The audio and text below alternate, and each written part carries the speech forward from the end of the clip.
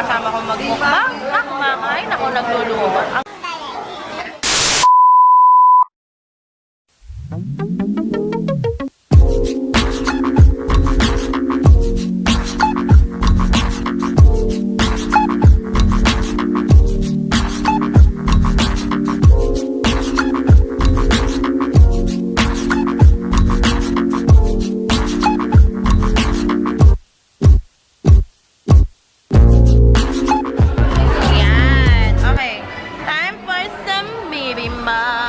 Actually, yung bibimbap nila, hindi tinipid yung vegetables.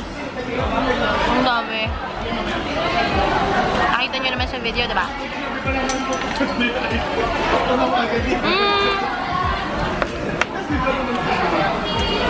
Sabi ko, hindi ako magkakanin.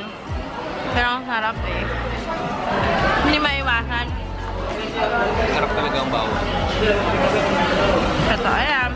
Parang yung mga fans, kinakain namin yan dami. Mami talaga, kanina pa kami kumakain ni na Yeso, ni na Mikey, ni na Olivia, ano, yung table namin. Tables namin. Tables! Hindi kami kasama sa isa kasi. Pang-apit tayo pang 10. 5 kami, pero appetite namin pang 10. And so, ito yung bibimbap na dapat sinuserve dito sa Pilipinas. Alam mo yung kakaunti lang yung Korean restaurant na nagsuserve ng ganito. Yung iba pa, sobrang overpriced. Alam ko dito, medyo mura yung bibimbap nila. They also have budichige, hukkuki, kimchi bukumpap. Sarap. Meat-wise, gulay-wise, flavor-wise, panalo. Ayan yan.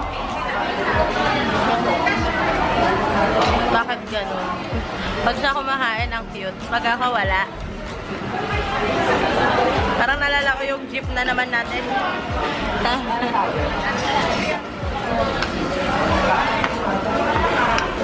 Lakas may pagbiroan kay Yeso, you know? Pero seryoso akong kumain.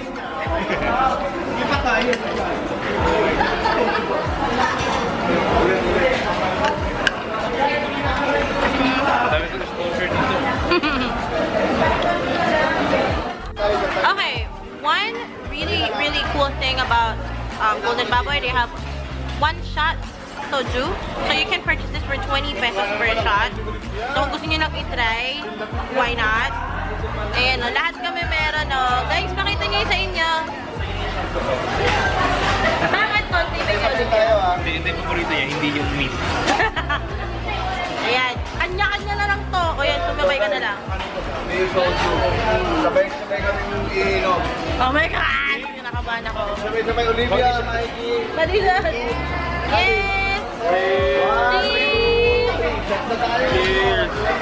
Cheers! Cheers!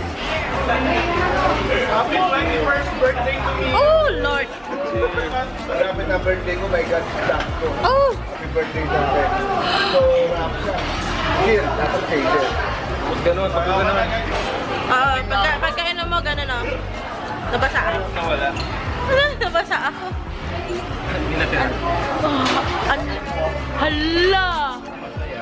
Oh my God. How's the experience, guys? Suwabe. Soju is good. Chill siya. Hindi siya kailangan ng yelo. Actually, with soju talaga, hindi mo kailangan lagyan ng yelo. Pero nararamdaman ko siyang bumababa sa sistema. Kasi from here, dan. Ay! Mapang-akit siya. Buti lang, hindi ako nag-v-neck today. Wow! Okay, kakain muna kami ulit, guys, ha? After yung tinawa. Ayan, nagpalit tayo sa pwesto. Okay, so, what are my comments about Golden Baboy? Number 1, I really like the quality of meat that they serve here. Talagang hindi tinipid, hindi substandard. As in, it's really juicy, it's really nice.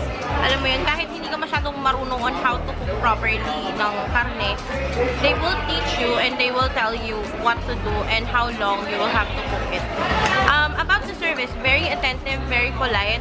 Actually, nakakatuwa, every few minutes, biglang may pupunta sa amin na server and they would ask us anong gusto namin, would we like a refill on a drink or whatever.